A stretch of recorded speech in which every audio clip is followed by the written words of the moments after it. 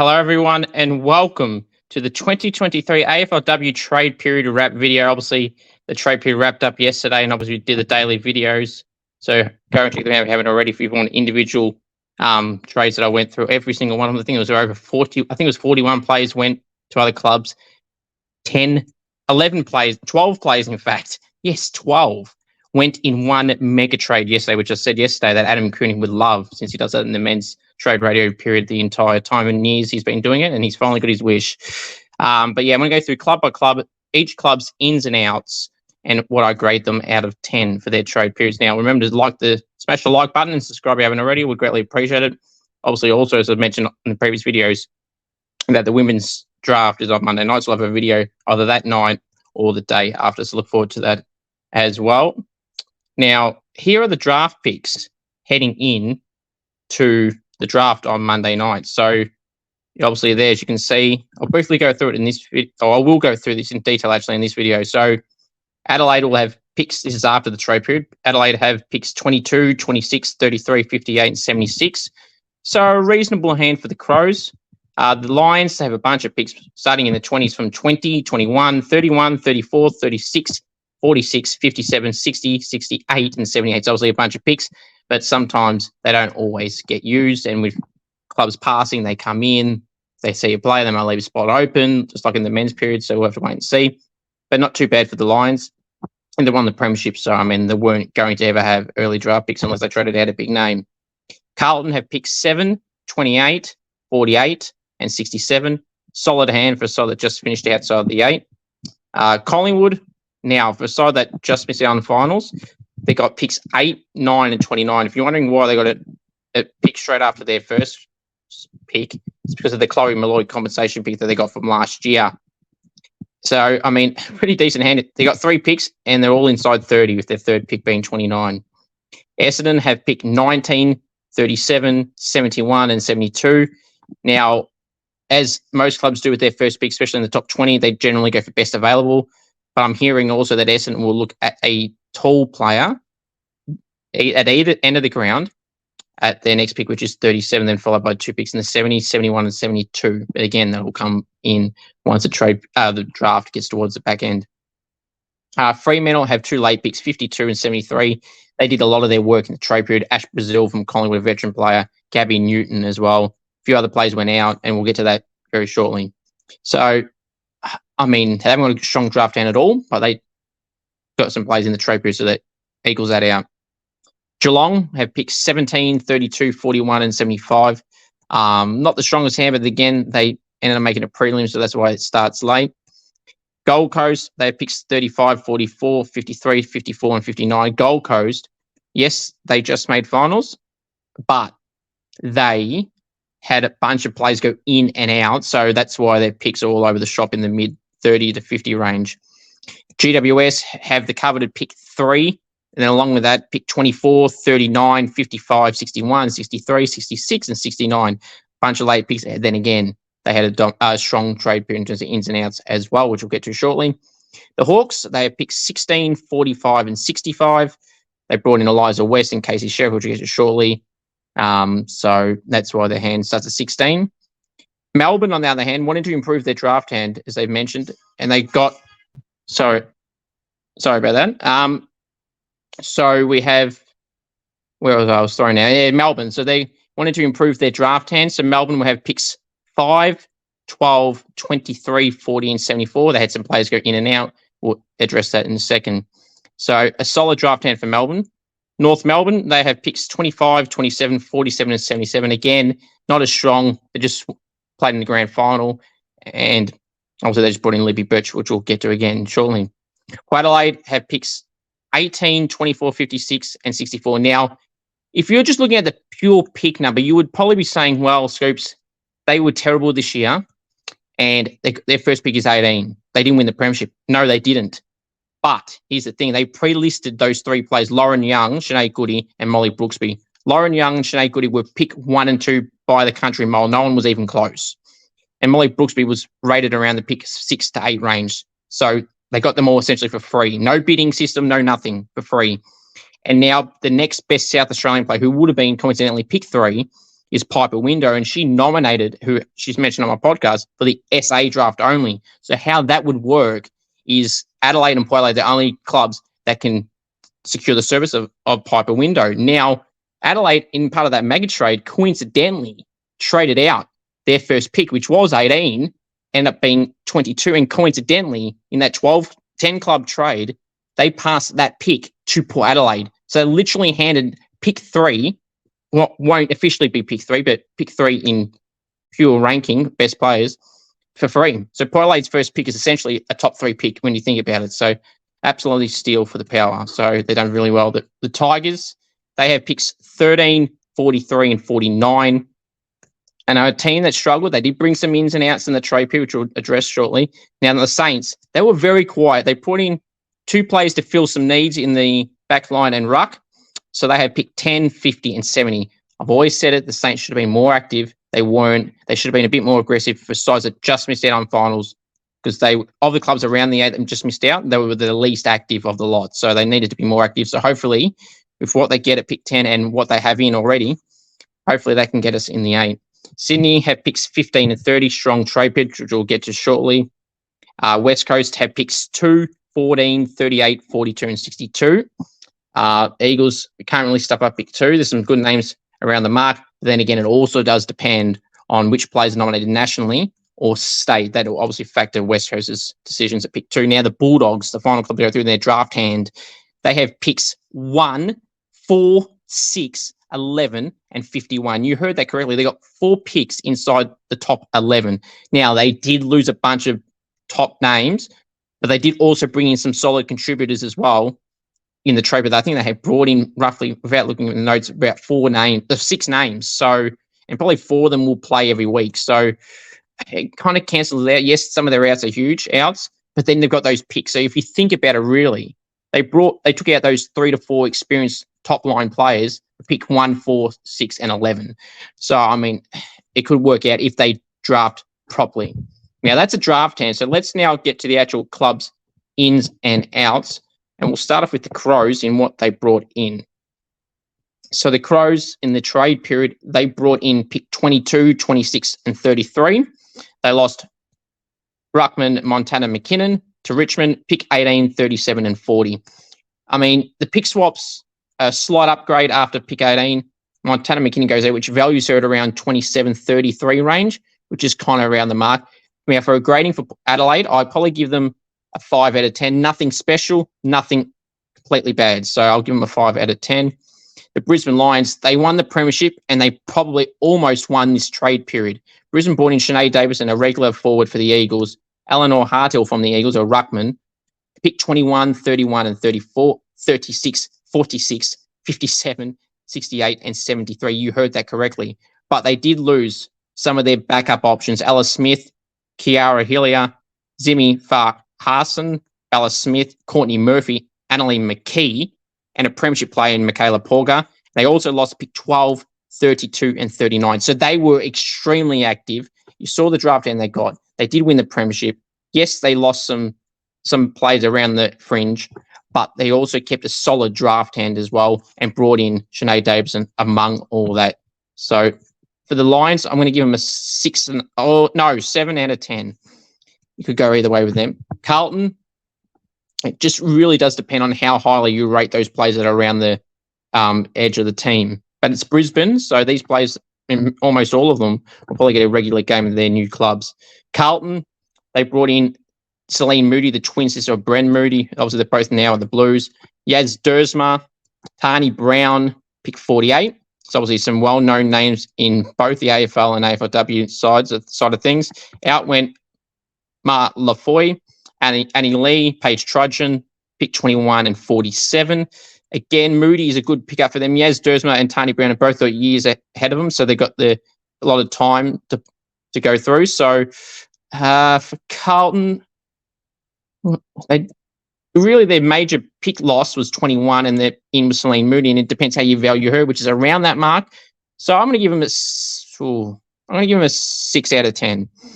The Pies, they brought in Annie Lee and Kalinda Holworth, and a Category B rookie in Maureen Atkinson, an Irish woman, Michaela Hyde from the Dockers, and pick 9. They lost Tani Brown, Ash Brazil, pick 11, 48, and 68.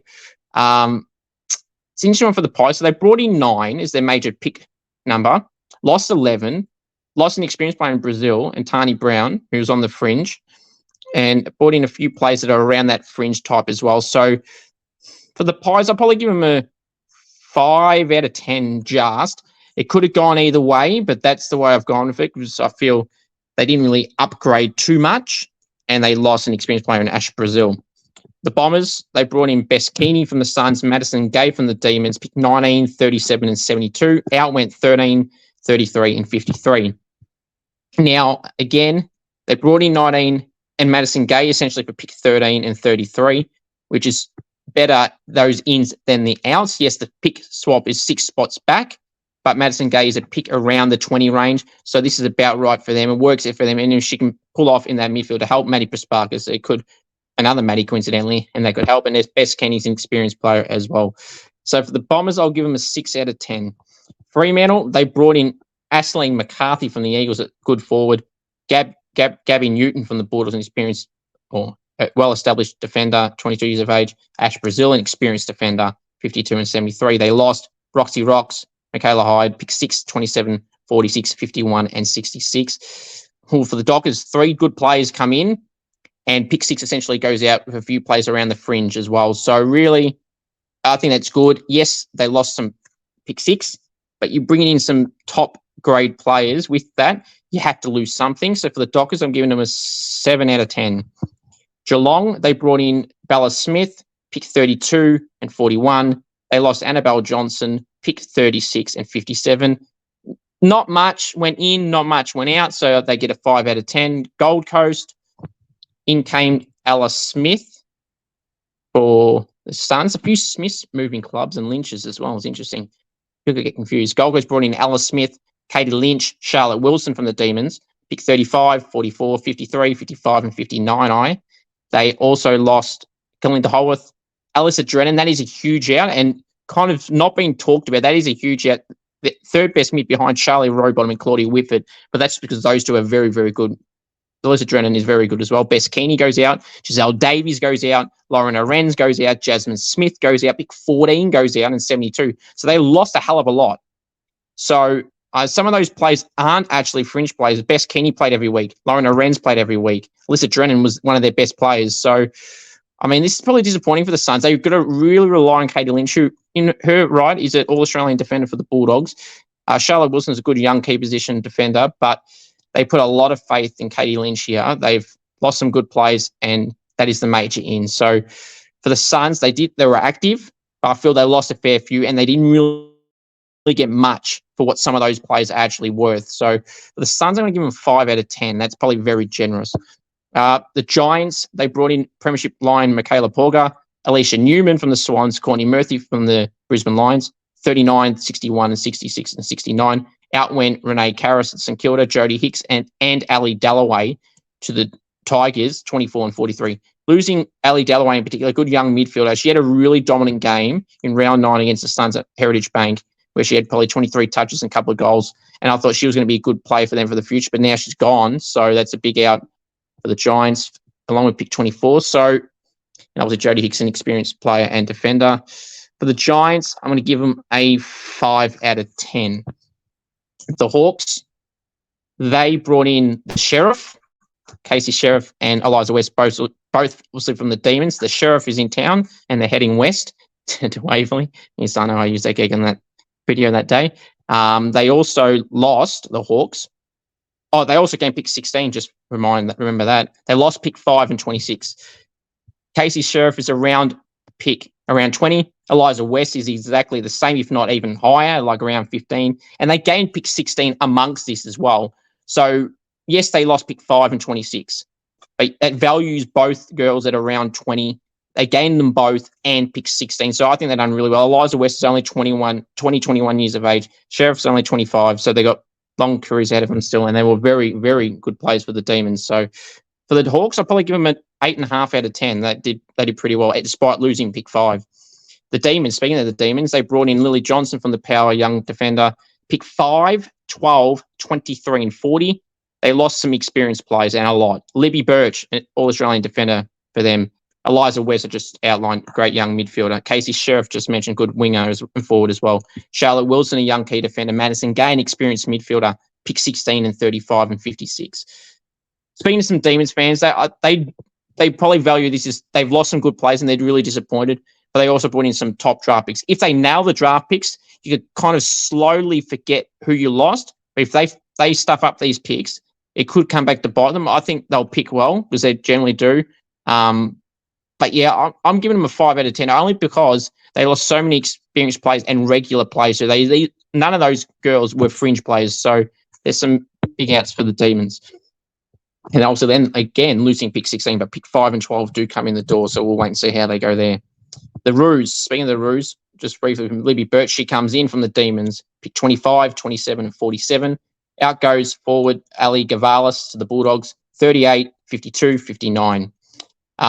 Well, besides losing Gavalis, is probably around the pick 30 to 40 range. That was their best out. And in the ends, you got 25 and 27, which is better than the picks that went out. So automatic tick. Libby Birch comes in, who's an experienced defender and an All-Australian defender too. So that's a massive tick. So for the Roos, they're getting an 8 out of 10. They didn't do a lot, but they nailed it and upgraded their picks somehow. So they did very, very well, an 8 out of 10 for the Roos.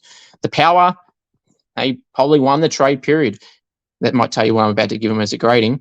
They brought in Kirsty Lamb, an experienced midfielder from the Bulldogs at 29 years of age. Pick 18, which is going to be Piper Window, as I mentioned earlier. So keep that in mind. Pick 24 and 56. They lost Jazz Dersma and Lily Johnson, two players that are around the fringe. Pick 4, yes, I know that's a big out. But like I said, pick 18 is going to be Piper Window, who would be valued at pick 3 or 4 at worst. So they've essentially swapped nothing there if you think about it. Or they're going to get Piper Window instead. Pick 25 and pick 44. 10 out of 10 for me, plain and simple. And the big Piper Window thing is a big reason as to why. And what I find funny too, as I mentioned before, Adelaide, the club in that mega trade that was a part of the 10 clubs, they actually handed Adelaide handed Port Adelaide Piper Window. Now, Adelaide are a great team. They've got a great bunch of midfielders, Ebony Marinoff and Hatcher, to name a few. But you don't pass on one of the best young midfielders in the draft as well. And to your arch rivals, no less. If they handed that pick to anyone else, a part of that 10-club trade, they get Piper Window, but they just handed her to Port. I wonder if that was part of their thinking, because they must clearly think. I'm sure they would have known. So I don't think they need midfielders. But regardless, you wouldn't pass up on someone like Piper Window. But they have. Port Adelaide are going to be happy, and I know some Port fans are very, very excited. As I said, 10 out of 10 for me, plain and simple. So easy to do that. Richmond, they brought in Jodie Hicks and Ali Dalloway from the Giants I mentioned before. Montana McKinnon from the Crows, Ruckman, pick 13 and 43. Out went 9, 30 and 69. I mean, yes, pick 9 went out, but pick 13 came in, and 3 plays, an experienced player, a solid ruck option, and a really good young midfielder as well. So for the Tigers, I give them an 8 out of 10. St Kilda, they brought in Renee Karras from the Giants, a 24-year-old ruckman. Paige Trudgeon from the Blues, a key defender at 21 years of age. Out went 31. Very quiet, as I said. I mean, they did what they did to get some support in the 2 areas they need the most support in. But like I said, they should have been doing something else, and they did absolutely nothing, just like they generally do. Hopefully they can, as I said, improve the players they've got in already. But we're grading the trade period, so it's a 5 out of 10, and that's probably generous as well. But we'll wait and see how the Saints go next year. Hopefully well, obviously, for obvious reasons. The Swans, they bring in Kira Hillier from the Lions, key defender. Giselle Davies, that was the shock of the the trade period. That came legitimately out of nowhere. No one saw that coming. The moment the trade went through, I'm like, what? It wasn't even linked anything once. So that flew under the radar.